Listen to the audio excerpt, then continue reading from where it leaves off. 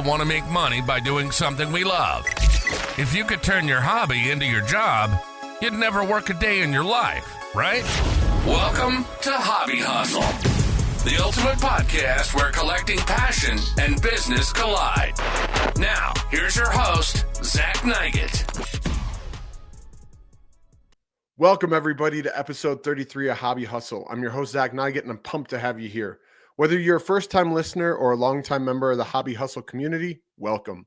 If you love collecting, storytelling, and diving deep in the world of collectibles, you're in the right place. I'm asking you to help support me with a simple task. Please make sure to like, subscribe, and rate the pod, and of course, share it with your fellow collectors. Finally, if you're watching on YouTube, drop a comment with your thoughts and suggestions. I always appreciate the feedback.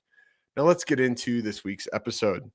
Today's guest is a passionate collector who's turned that into a full-time job by traveling the country, setting up at trade shows ranging from small local shows all the way up to major national shows and even those around the world. He's built an impressive portfolio of rare cards with a focus on 90s basketball, which he offers for sale. You can find him on Instagram at Coleman_cards. I'm honored to welcome a friend, passionate collector, and full-time card dealer, Mike Coleman, to the show. Mike, my man, what is up? What is going on, Zach? Thanks for having me, man. So, super stoked to be here. Dude, I'm stoked to have you. I appreciate you making time. And before we get into it, man, major trades in the NBA sort of world. This podcast is going to air after the trade deadline. We've already seen Luka moved. We saw Zach LaVine moved and De'Aaron Fox. Your son's going to get involved. What do you think is going to go on here in the next couple days? Going to be real tough, man, because the one trade piece that the Suns could move is Kevin Durant, really. And I don't know that they want to get out of the Kevin Durant business this soon after getting him about a year and a half ago. So we'll see. I mean, Bradley Beal holds the keys to the trade deadline because he's got a no trade clause, which, I mean, honestly, I don't even know that LeBron has a no trade clause, but he basically has a no trade or a no trade clause where he gets to pick. So, I mean, Bradley Beal is one of the most special, players in the league in that way that he somehow was able to negotiate that in his Wizards contract. And now he can just deny or veto any trade. So I don't know that the Suns are going to do too much. Yeah. Well, I'm a Chicago guy, big Bulls fan. Old school Jimmy Buckets is long gone, but he's still an awesome player. So I don't know. Maybe we'll see. I did see an article saying that Beal does not want cold. He wants a decent team and organization. So maybe the Heat can figure it out because I think Jimmy Butler looked good with Booker and KD on his sides. Yeah, no, it'd be really interesting to see that chemistry for sure and see if they start, fighting and stuff, because Butler can definitely, get under some people's skin and stuff, which I would love. I would love to see that actually in Phoenix. So, but you're right. Beal would probably love to play in Miami because the weather and the locale and stuff. So who knows? Yeah, who knows, man. And Florida, no personal income tax. Can't hurt. That's exactly right. Exactly right. Yeah. Awesome. Remind me. Yeah. I'm in California. You're in Cali, dude. You're like the complete opposite. You make up for the no sale or personal income tax. That's exactly right. That's awesome, man. That's really funny. So, hey, I'd like to ask all my guests sort of to dive back into their origins. I know that you're a huge collector, but can you sort of talk to us about maybe some of those first memories or how you get started collecting?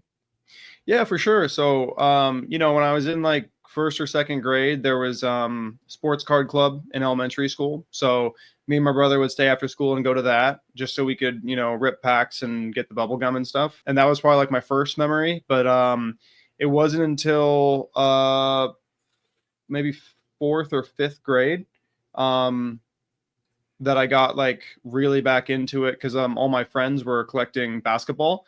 And that was the rookie year of Kobe Bryant and Allen Iverson and Stephon Marbury and all them, Ray Allen and all them. So I kind of got back into it then. They were all selecting players that they were going to collect. And so I really wanted to collect somebody too. And most of my friends kind of like had started to collect all the most popular players of the 96 draft. And the 97 draft had just happened. I kind of got in at the end of the 96, 97 era. And I just was obsessed with dinosaurs, obviously, because of Jurassic Park. Yeah. Still very fresh off that a couple of years after that movie came out, and The Lost World, obviously, in 97. And so I was a big Raptors fan just because of the dinosaur, the Raptors on the jerseys.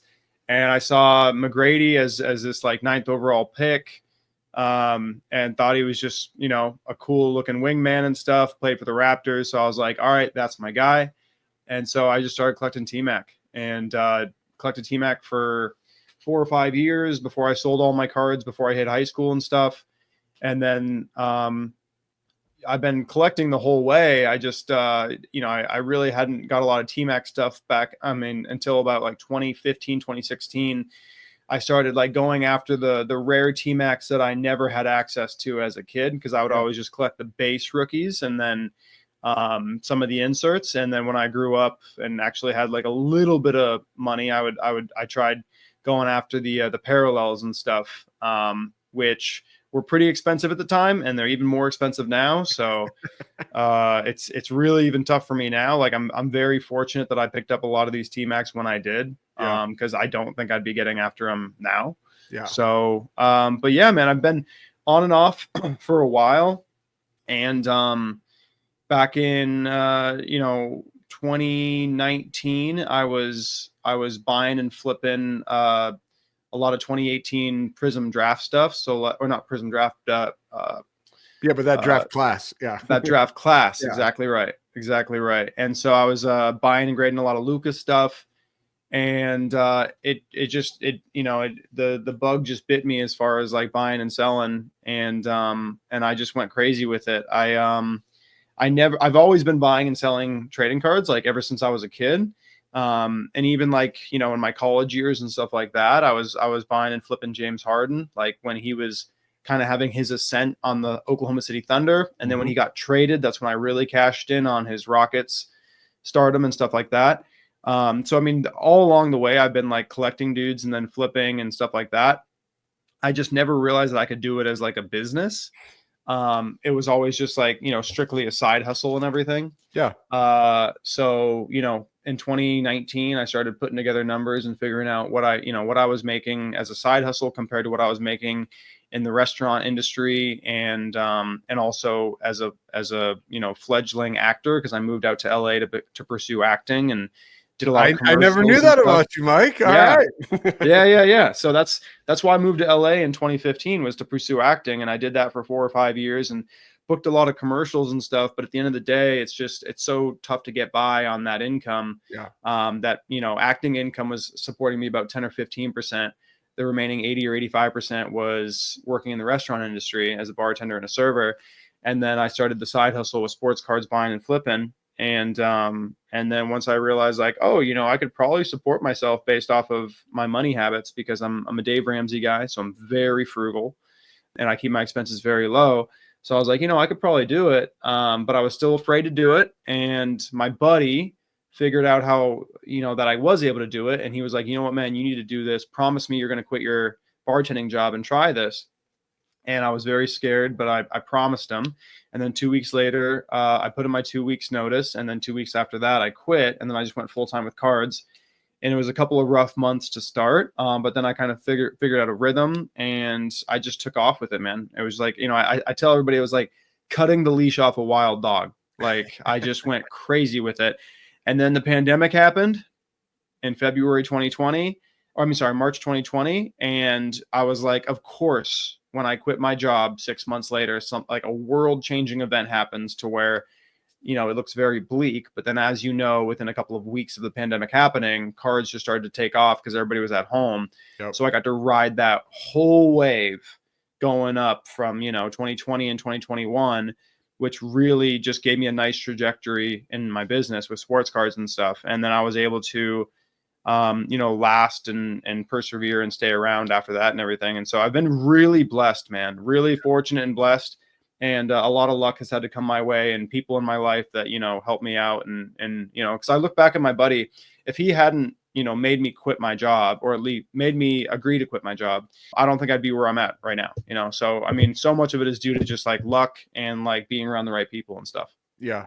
No, 100%. That's really cool. And I want to sort of come back to that and dive more into the business side. But before, I want to backtrack a little bit into your T-Mac collection. That's really cool, right? And obviously at that time, T-Mac and Vince Carter were like the shit, right? Like that was the duo in the Yeah. NBA, not only being cousins, but like they freaking dominated, man, and they were high flying and fun and the best. So I'm curious, like, are there still? I know you said they're expensive, but are there still some like grails that you're chasing for T-Mac, or you feel pretty good about where your collection's at? I feel pretty good with where my collection's at. I would really love so I moved my T-Mac PMG Red Okay. a year ago ish, because I got a really good number that I thought was just a good time to move it for what I Yeah. was into it for. And with the PMGs, it's the one that has the most because there's 90 of them. Yep. So I bet on myself that I'd be able to find another one. But it's so funny, man. Like sometimes like some of these pop up and then you move yours. And then as soon as you move yours, one doesn't pop up for like ever. So, I'd love to get that one back. Even though it's not like a have to have it, but it's like Yeah. I wouldn't mind getting that one back to pair it with my green. And then I would love to have a 98 star rubies. Two of those popped up in 2023 when I was in the process of actually trying to pay off my house. And so I was being very frugal as far as like what I would collect or what I would pick up for personal collection stuff. And a couple popped up on eBay. There was two available on eBay. And I was like, I mean, when it rains, it pours. There's like two of them. Right. And I was just nickel and diamond on both of them around like $3,000 a piece. And they both ended up selling.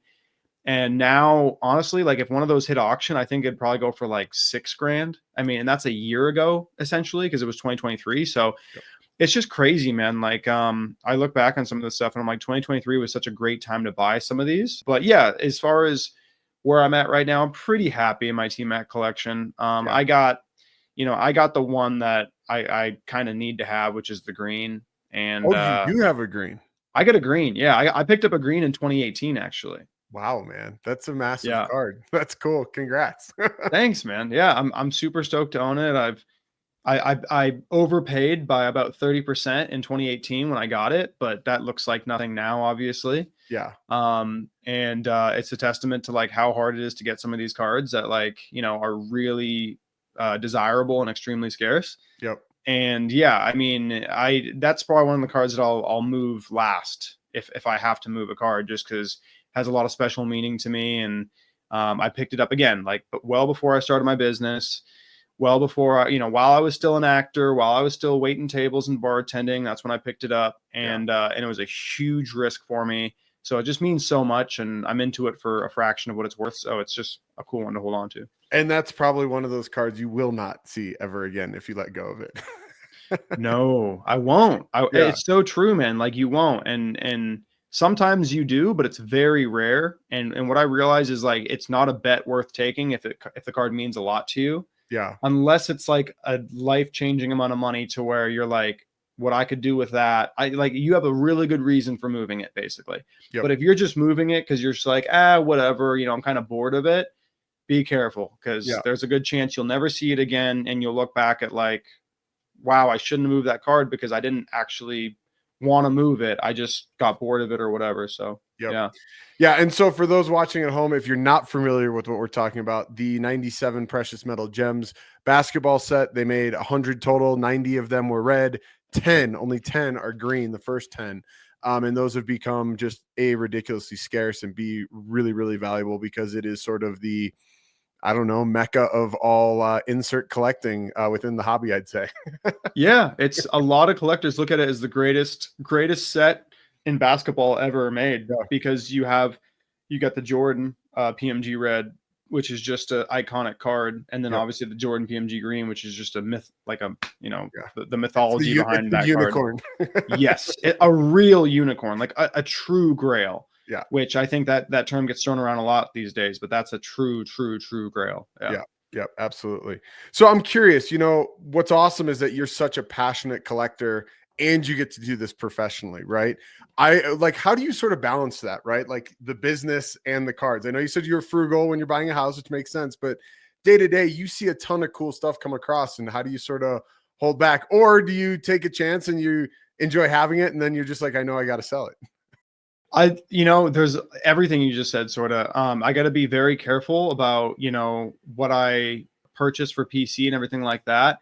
I've learned to really appreciate things that I wouldn't have appreciated before, maybe because they're not as valuable as the things that I would really like for my PC. But a lot of that stuff just isn't practical these days, like as far as PCing it. Mm-hmm. But it's tough, man. It's like a dance, and it's practice, and it's making mistake over and over again of letting things go from my PC because, I bought it for 1,000 and now it's worth 2,000. And I'm like, well, I should just take the profit. And then realizing like, well, that $2,000 like really doesn't affect my business that much. And I'm never going to see that card again now. Yeah. So it's just making those mistakes over and over again and just figuring out how to properly manage that balance. But honestly, man, I love it. Like, it's great because, a lot of in some of my circles in the industry, it's like I have a circle who is just flippers, Yep. and they're really good friends. They're great people. With sports card dealers and flippers, I really try to like congregate around ones that I think are honorable and trustworthy and just good people. Yeah. And then I have my circle of, collector friends and stuff like that, which again, like I try to just, be around the ones that I look up to and that I, admire and stuff like that. And I love it because both inform the other one, and it's a really tough balance to be in, but I love it just because, like some of my best business decisions have been made because of my collector mindset. Whereas, I see a lot of my contemporaries in the sports card dealer and flipper world not understanding the collector mindset enough to where they might pick something up and quit and take a quick 10% profit without realizing if they just hold on to it for like a year, it's going to double. And, you shouldn't flip things that appreciate faster than you can flip them. It's an awesome problem to have, but it's definitely a problem. It causes stress, but I wouldn't have it any other way, man, just because I love being both. So yeah, no, that's awesome. And I think it's cool. And like you said, surrounding yourself with good people. And then obviously there's nothing that can replace life experience, making those mistakes or making those big wins. You can win from both of them. And sometimes the losses and mistakes are even more, of a learning experience for you. 100%. Like, I don't remember any of my wins. Yeah. And I've had some great wins. I only remember my massive, bad decisions and stuff. Yeah. So let's dive into something that you mentioned. You said that collector mindset has helped you in business. Can you sort of talk us through that a little bit more, and let the audience know what you mean by that? Because I know that, sure, you get involved with some modern stuff, but you're also into this 90s and, some people would consider that more vintage, right? Like compared to what some of the modern stuff is. So what do you mean by that? And sort of talk us through how that's helped you. I think there's many different ways we could talk about that. Okay. Just because like that the idea of the collector mindset, like informing my business decisions, can mean so much. It can mean like realizing that, the modern stuff is extremely volatile as opposed to, 90s stuff, which can still be volatile, but, since there's such a huge collector base, it can be less volatile. The thing that I've really learned over the years, which I didn't really consider before, was the respect and appreciation with acquiring some of these cards that you should bestow upon the person that you're moving it to, in the form of treating them with respect, treating them the way you'd want to be treated, and not holding the card over them like it's, like you got something on them and they gotta pony up and stuff like that. Mm-hmm. I think a lot of people, they get these cards and they have this FOMO of like needing to get every last dollar out of it.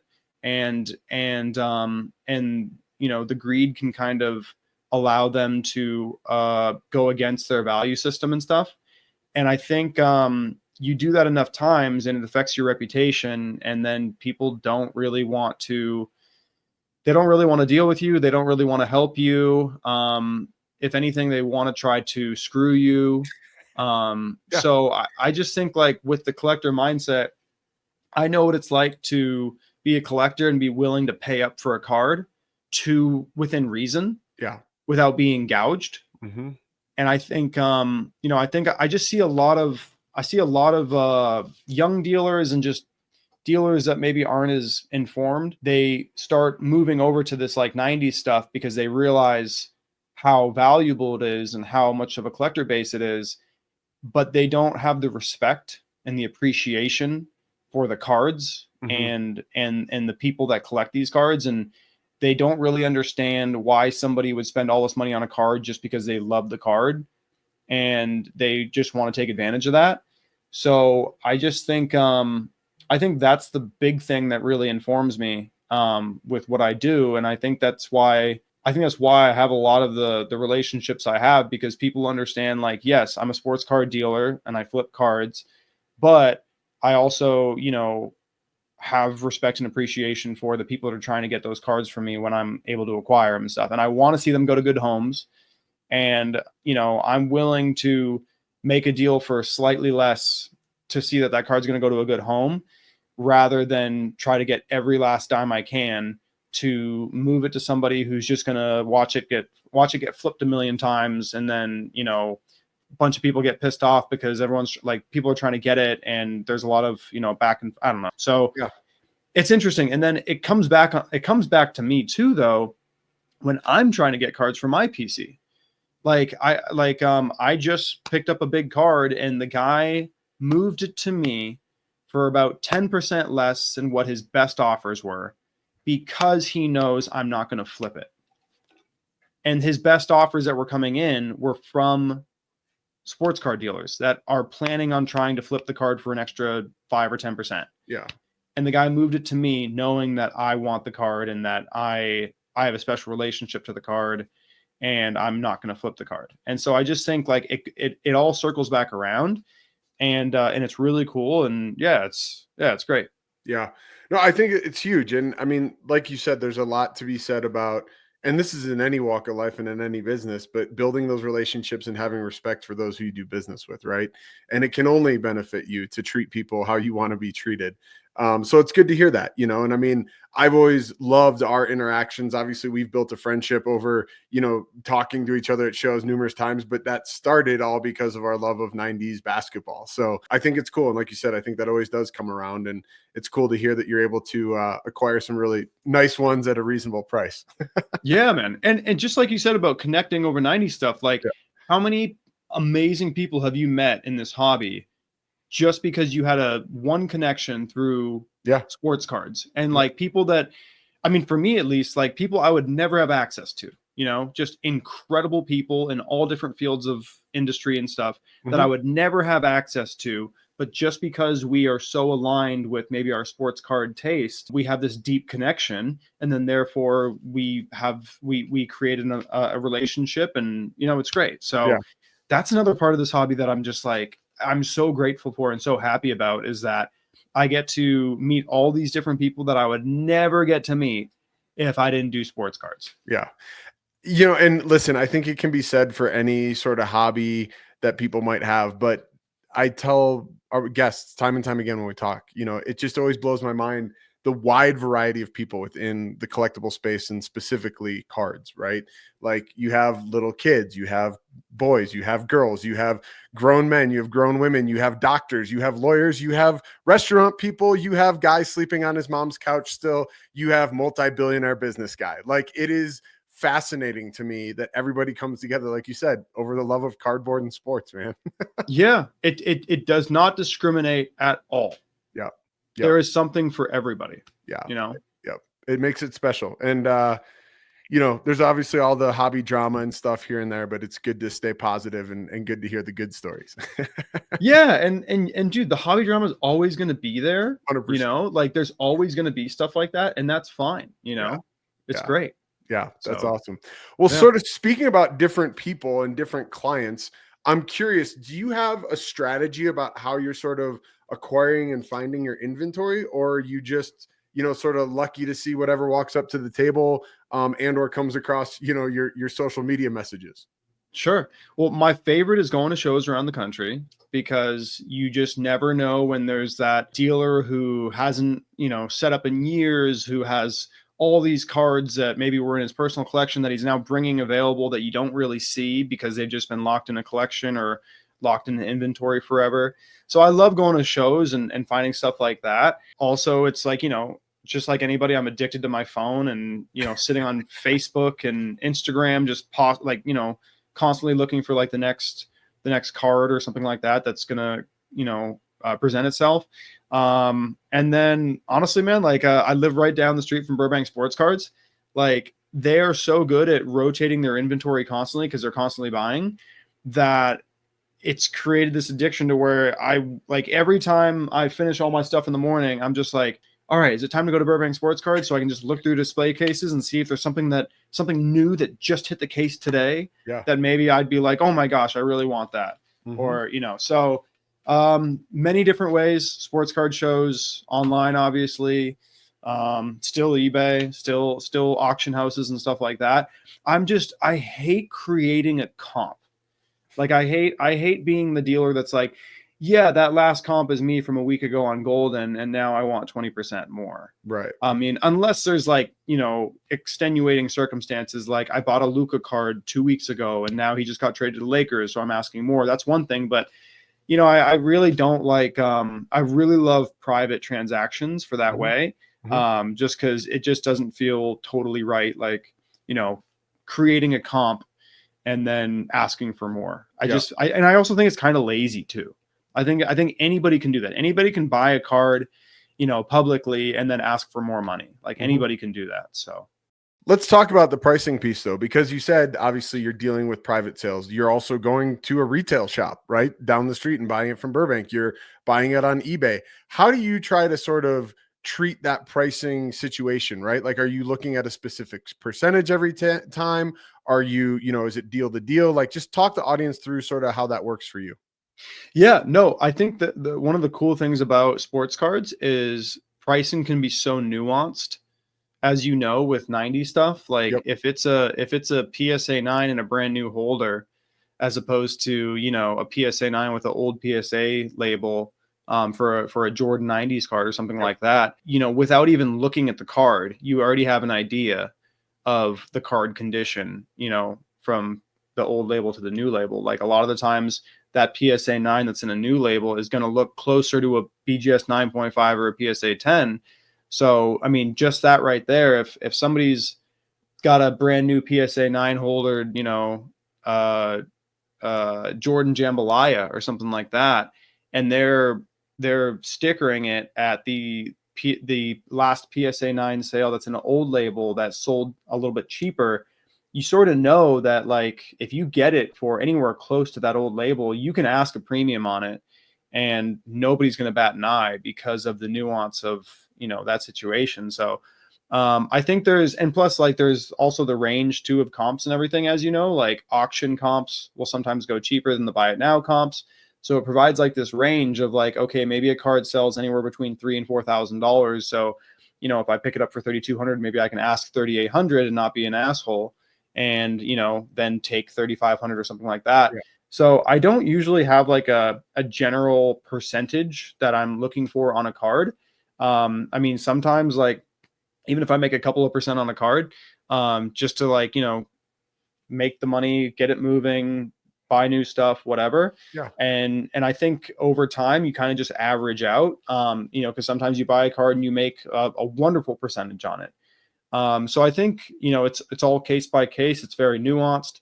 I think the most important thing is just, if you're going to ask more than what it's worth, like really having a reason for what your price is, not just being like, hey, last comp is 7K, I want 10, like having like an actual reason that you can explain to somebody that they can understand if they're thinking logically as well. I think that's huge. So yeah. Yeah. No, I think that's like a really interesting point that you said, because, I'm sure we've all dealt with it, but like from my personal experience, I've had some really cool low pop Jordan cards, right, that are hard to find. And it's like, I ask more and people are like, oh, that's crazy. It's not, it's like, well, where are you going to find this again? That's the problem. Right. And so again, not to hold it over their head, but at the same time, you want to, it's, business, right? And you want to maximize value, and, you try to find somewhere in the middle that makes sense. But I think that's really an interesting point. On the topic of values, we've brought up numerous times, 90s cards have sort of exploded. And, specifically some of these higher end inserts in the past, 12, 18 months, it seems to be going bonkers. What do you sort of attribute that to? And sort of what are your thoughts on that whole market, not just now, but also long-term? It's a great question. That's a really good question. It feels pretty frothy. Feels pretty frothy on a lot of stuff, but I mean, I understand it. It's just, I would say, like, when you see stuff go up quickly, just be careful. Yeah. But I also understand why. What's interesting, and I don't know how much this has to do as a factor, but I always notice, I mean, like, obviously sports cards work in cycles as far as pricing goes and everything, right? Mhm. And I always notice, or at least for the last like decade, I've noticed that during the season, you see all the people, the active players, their stuff will spike in value and go down in value, and you'll see a lot of movement.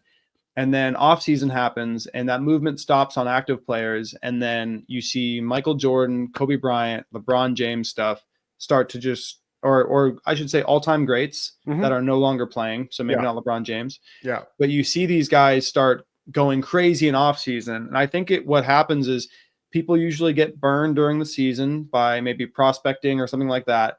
And then they hit off season and they don't have that dopamine of how is that player doing every night. And so they're like, okay, you know what? I got burned.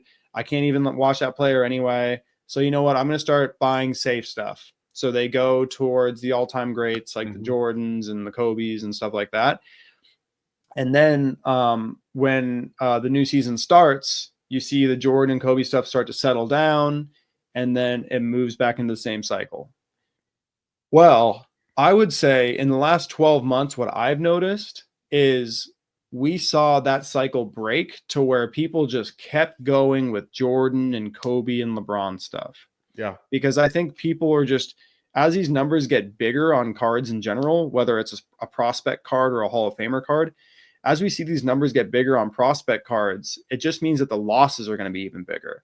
And I think just over time, the compounding of like everybody just getting just beat to hell on some of this prospect stuff just is slowly making their skin get thicker and thicker to want to just grab safe stuff, and just be more risk adverse. So I think that's a factor. And I think people are, realizing that the 90s stuff, it's very desirable. It's very cool looking. It's not truly scarce like vintage baseball from the 50s and 60s or pre-war era stuff, right? But like it's getting there, and the people that own it, they're not, I mean, some people that own it, they own it for an investment, but most people that own it because it's a collectible and they really enjoy it. And that creates a true market that is really hard to crater, whereas, Mac Jones, not a lot of people are collecting Mac Jones cards. What are you talking about, man? He almost won Rookie of the Year. Hey, maybe I'm wrong. I could be totally wrong. But yeah, so I think, I think with the 90s stuff, like really taking off over the last 12 months, I just think, it hit a bottom in 2023 where, it shot up over 2021 and 2022. It came crashing down. People thought it was going to go even farther down. And then all of a sudden that ended up being the bottom on a lot of it. And look, like you still have guys like us, like entering our prime income earning years and stuff like that. So our disposable income for guys like us are just going up, like guys in their 30s, 40s, 50s. And the amount of these cards available on the market are kind of going down. So you have this supply demand thing where there's more demand, less supply, but eventually it's going to it hits a top, right? Where it's like people just aren't willing to spend that much on a John Stockton card or something, So yeah, I think in the future, like we're just going to see this, kind of market graph where things go up, come down, go up, come down, but they just slowly go up over time. Yeah. So, but we'll see. Yeah. Oh, but one thing I wanted to say too about the, what you mentioned about like, when you ask on a low pop Jordan card, you ask like a high price and people are like, oh, well, that doesn't make sense. The amount of gaslighting on the buyer end, like they're literally, they're gaslighting the hell out of you. But as soon as they get the card, they're going to ask even more. Yeah. Or the same amount that you're asking and say the same exact logical explanation that you're saying. Yep. But on the buying side, they're going to deny everything and say that you're crazy. Sure. It's so yeah, on that. And I just want to touch on that because like that's infuriating sometimes. Yeah. Well, I mean, listen, like we talked about previously, there's good and bad eggs in every industry and everything there is. But a lot of these guys are savvy sales guys. When on the flipper side especially, and everybody wants to get the best price. So they're going to say whatever they can say to make sure that they do that. But I'm with you. You got to know your stuff. And I've talked to other people on this podcast, and when I talk to people in person all the time, knowledge is power, and especially in the collectibles industry, because like you said, there's so many intricacies, so many nuances that like these little details can make a huge difference, between, what's worth not much and what's worth potentially a lot. So, you just got to be careful out there and know your stuff. Yeah, no, 100%. And dude, like you said, knowledge is like crazy power in this industry. Like information is crazy power. Like if you know of a private sale that only a few people know about, and Yeah. I mean, and like that could make you so much money. And yeah, so 100%, man. Yeah. So I'm going to throw you a curveball because, you talked about how the 90s, there's a big collector base. They're passionate about it, and those things are factors that help drive that market up and keep it consistent, right? So while there might be the peaks and valleys, if you look at it big time over time, sort of those all-time goats, as well as like this 90s, sort of pocket, it just continues to sort of steadily climb. I'm been seeing all of this rage with TCG and specifically Pokemon. But the one thing that like blows my mind about this is that they are such passionate collectors, right? And I'm not talking about the big, Charizard, PSA 10 and stuff like that. Just you're at the shows, right? And I know that, like I said, this isn't really your world, but I'm just sort of curious to get your take. What have you been seeing in that TCG world? Because I'm impressed with the fact that so many of those people who want that stuff are just pure collectors and they're not as interested in the dollar value. See, I don't know anything about it. I mean, as you said, I don't know anything about it. All I know is that everyone keeps telling me how hot Pokemon is and Yeah. stuff. And so, and I saw it firsthand a little bit with the Charizard that I had that sold in auction and went for more than I thought it would go for. But I really don't know too much about it other than I'm guessing it's a lot of the older Pokemon stuff, or maybe it is newer, but it's even the new stuff, man. But like, Mhm. just what's interesting to me though, right? Like when we're talking about these long-term investments or, just long-term collecting, right? Is that these people and this group is passionate collectors, right? They care about the card and the character, not necessarily the dollars behind it. And I find it cool. It's refreshing. Yeah, no, 100%. No, that's awesome. I'm glad to hear that. Yeah. Cool. All right. Well, like I said, I knew I took a little curve there, but I thought I'd throw it out there. Yeah, no, it's an industry I should know more about, but yeah, just never got into it. All good. So, obviously we talked about some of your wins and some of these strategies and stuff. Can you talk to us just about sort of, what maybe has been one of your biggest challenges and sort of how you've been able to overcome that? Ooh, I think the biggest challenge for me, which is also a great blessing, is I love doing cards so much that over the last 5 years, I sacrificed like a lot of things that I wish I hadn't, like relationship, mental health, things like that, because I love doing it so much that it doesn't feel like work. Mm-hmm. So, I'll work 70, 80 hours a week without even realizing it. And then I'm like, I got bags under my eyes. I haven't talked to some of my friends for a while. Dating life is in the tank or something. And then, I think that's been like the biggest obstacle for me is like finding the balance between, finding the life balance, but within reason, like not doing life balance just to do life balance, but like, how do I just better take care of myself and also understand what's important? Because at the end of the day, like, if for, God forbid, like I get sick or something like that, like, nobody cares about my sports cards. Nobody, I mean, I won't be caring about my sports cards then. I won't be caring about how much money I have in my bank account. Yeah. I'll just be caring about, oh, wow, did I live life the way I wanted to live it or, so I think the biggest obstacle for me has just been like finding like more of a clarity of like how I want to structure my life, because, doing this all the time is amazing. And and it's very hard for me to experience burnout because I love what I do. So I have to be very careful with that. I think, but again, it's a great blessing because it's like I literally feel like I've been retired for the last 5 years, but it is a job, it is a business, and I have to wear every hat in my business, and I have no employees, and it probably would be beneficial to hire an employee. So that's probably also too like a big obstacle for me right now, that I haven't overcome, is figuring out exactly what work needs to be outsourced for me to do a little bit better in my business, to give myself a little bit of freedom to enjoy life and stuff. Yeah. Well, I mean, work-life balance is important anywhere, right? Yeah. And I'm so guilty of it. My wife tells me all the time, she's like, you work too hard and this and that. But again, when you're passionate about something, you just sort of chase it and don't think twice about it, which can be a blessing and a curse. But if it makes you happy, Yeah. like that's the thing, is like people talk about work-life balance, but sometimes it's like, no, like I just want to be working, Yeah. like that's truly what I want to do. So Yeah. it's just being honest with yourself and knowing exactly what you want. Yeah.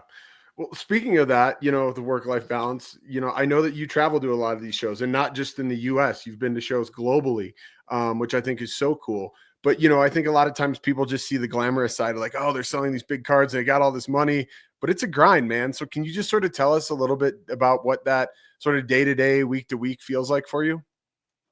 Yeah. I mean, it's tough, man. Like, I think grass is always greener. Like I I I get so burned out sometimes when I do these shows back to back weekends when I travel. Like I just did Dallas and then I saw you in Atlanta. Yep. I mean, I came back from Atlanta and I was like basically sick.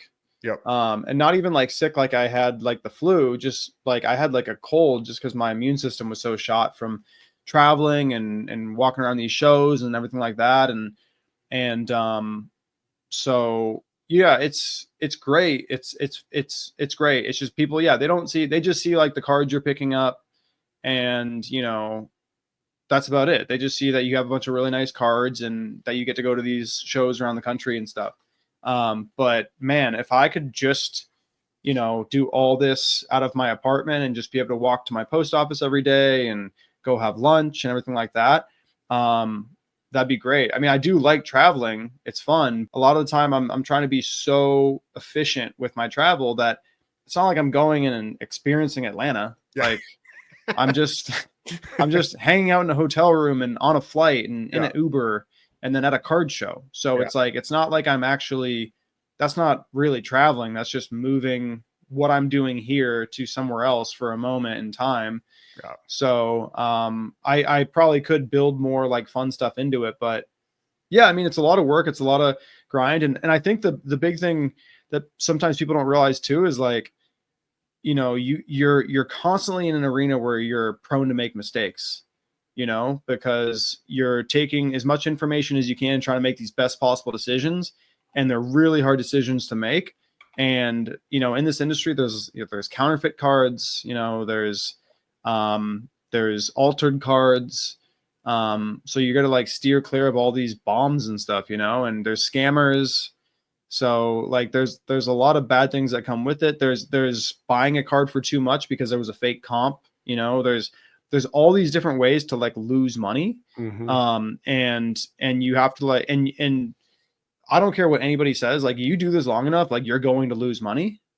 It's just about not like lessening your losses and trying to like, make your wins more. Yeah. But like, that's a very real thing, man. Like, oh, stuff getting stolen in the mail. Right. So it's like, there's a bunch of different things about this industry that are tough to deal with and everything. And that people don't think about. They just see the wins and everything. So yeah, but at the end of the day, like I love it. Like it's great. Totally. It's fantastic. Yeah.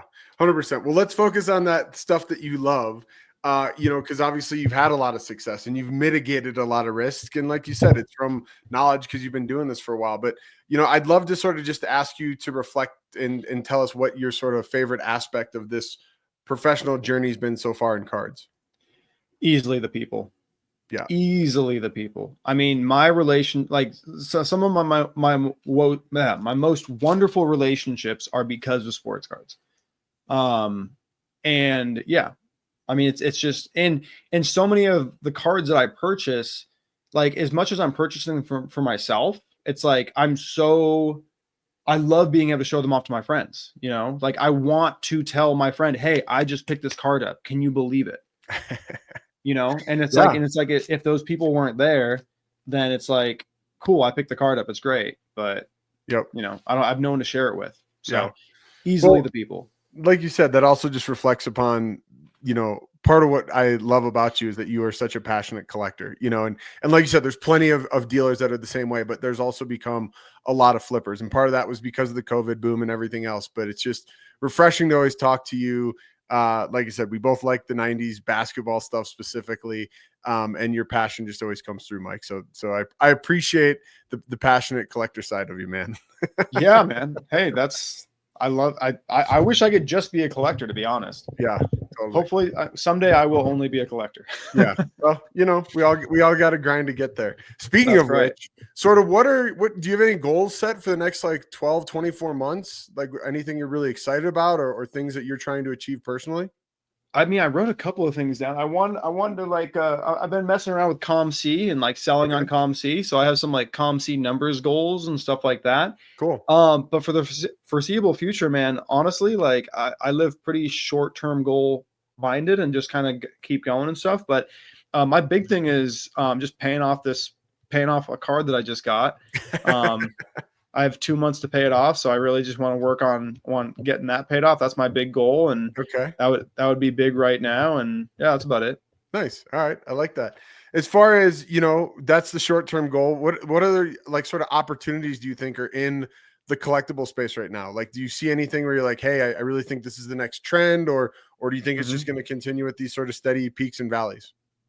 It's a great question. You know, I'm not really sure. I'm not a big like vision guy. Like, I have some friends that are in the industry that are always pitching ideas to me and stuff and telling me about ideas. And I'm just always blown away by, you know, the vision that some of these people have. But man, for me, like I'm always just so like in the moment. Like I'm not even like thinking, you know, about opportunities and stuff like that. But I know in the sports card space, there's a million different opportunities because Yeah. if there's one thing that I've learned, and I'm relating opportunities to like, you know, income and money and stuff like that. If there's one thing I've learned in this industry is like, there's a million different ways to make money, like a million. And all you have to do is just keep your eyes open and just pay attention and see that. And then, you know, slowly, you know, learn them and take advantage of them and everything like that. So as far as like, you know, big opportunities, I'm not really sure, you know, in the future and everything, but I just think it's a space that's going to continue growing. And I was really blown away by, you know, the card shows and stuff. Like I thought back in 2021, in 2022, when all of a sudden there was a card show every weekend, that when things crashed, we were going to see all these card shows just stop happening. And sure, like there's been a couple of card shows that like just don't happen anymore, but I go to card shows all over the country, which there were not card shows all over the country 5 years ago. Yeah. There was like the Houston TriStar, there was National, there was the Chicago Spectacular. Dallas Card Show was not really a thing yet. And that was like it. There was the White Plains show in New York. There was, you know, there was a few card shows, but like nothing like now. And I still go to all these shows around the country, and you know, there are people walking around. There are people there to trade and buy and sell cards. So it just shows me that this industry is growing. Like it's not going anywhere. If anything, it's just going to keep growing. And so in a growing industry, there's always going to be opportunities, whether I can see them or not. So yeah. No, I think that's awesome. And I'm with you, man. It's exciting to see that obviously, like you said, a lot of these big shows are still stabilized, if not getting bigger. But that there's a lot of new ones popping up and they're being attended. You know, it's not just like they're popping up and they sort of fizzle. There's real growth there for sure. Total side note, are you doing the Spectacular in March? I'm not sure when it is. It's on my calendar, but I haven't booked any travel or anything. I'm Yeah. pretty last minute with most travel, other than like the Dallas card show, because Yeah. I just go there every 2 months. Um, Clockwork, man. oh yeah, I love that show. But no, I wasn't planning on it. Are you going? I'm going to try. I've got family out there, and obviously there's, potential business networking stuff. So that's one that I do try to get to. Plus, I'm not an autograph guy, but it always amazes me. Their autograph lineup is just amazing every time. Every time I look at it, I'm like, oh, they got that guy and that guy and that. It just goes on and on and on. It's another reason why like shows like that have such like a rich history, because they understand that autograph guess is so integral to having a great show. Yeah. Yeah. Just looking real quick here. It's like the 14th through 16th or something like that. It's the weekend before St. Patty's. Same weekend as Dallas. Oh, okay. Interesting.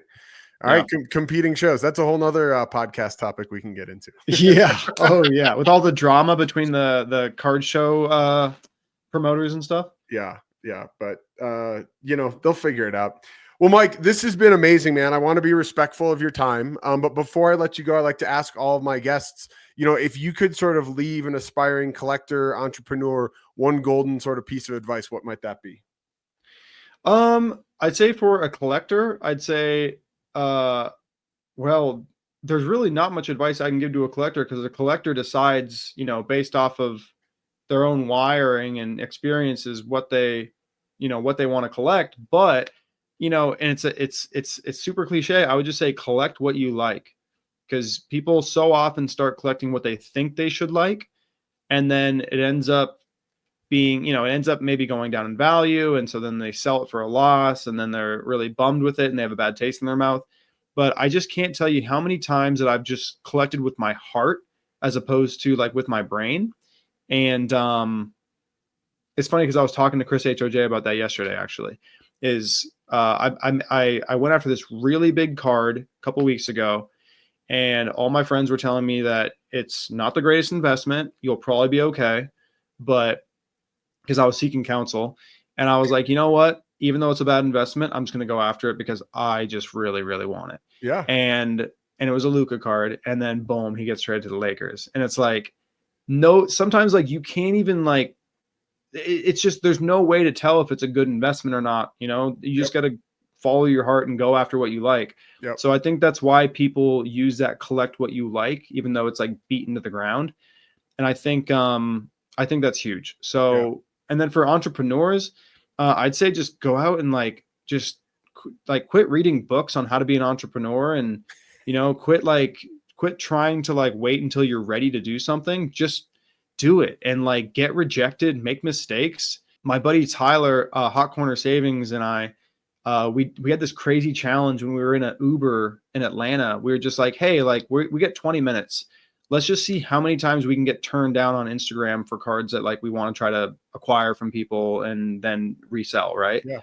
Obviously, without being a degenerate and making excruciating lowball offers, right? Like just reaching out saying, hey, is this available? Or making an offer on a card that might be for sale.